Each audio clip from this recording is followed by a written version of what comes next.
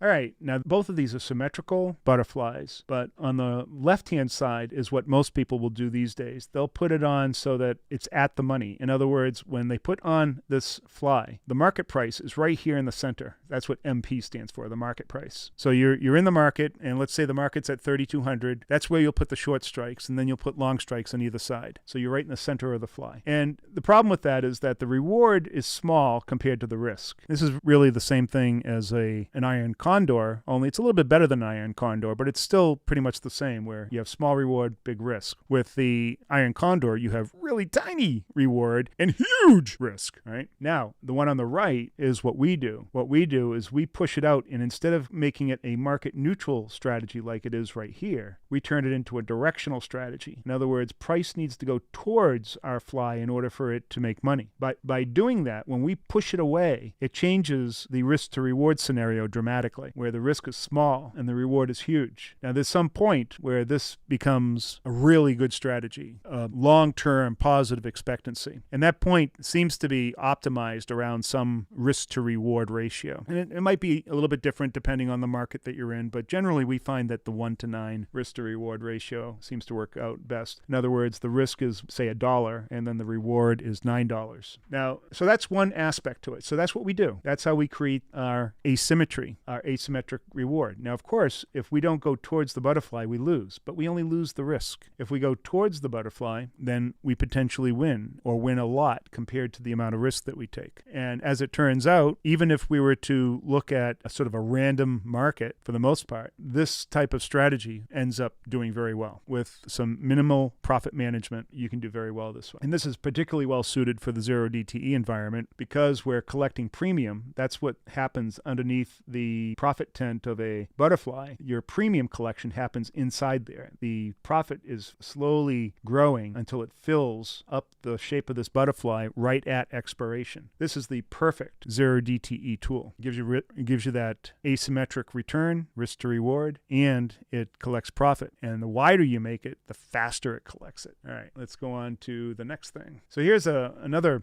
very interesting thing. Volatility has a big effect on the cost of an option strategy. When you're in a very low volatility regime, that cost increases. So in other words, the butterfly sinks low. It's like low tide. Imagine zero line is the dock and your butterfly is the boat. During low volatility regimes, or when volatility is low is another way to say it, the boat sinks low.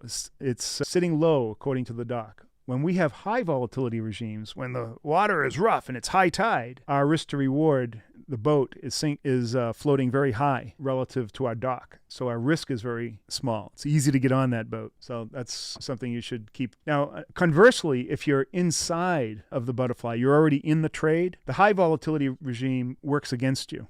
Once you're in it, you want it to go to low volatility so it sinks and so that the profit comes on you quicker. So it's better to get in while it's high and better to be in it while it's low. That's optimally, but you can work around that.